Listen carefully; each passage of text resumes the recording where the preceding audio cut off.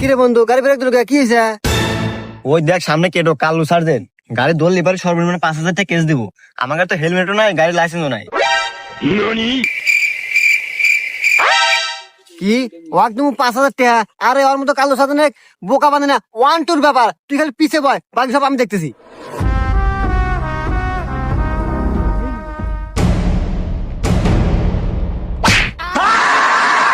আরে বন্ধু এতে কি হলো? আমি পায়ে ব্যথা পাইলাম। আরে এইটি তো টেকনিক।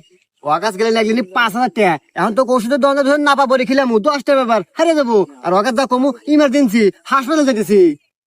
টেনশন করিস না।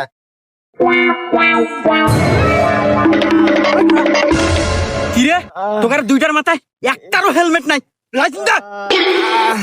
স্যার আসলে খুব ইমার্জেন্সি তো স্যার। আমার বন্ধুর পায়ে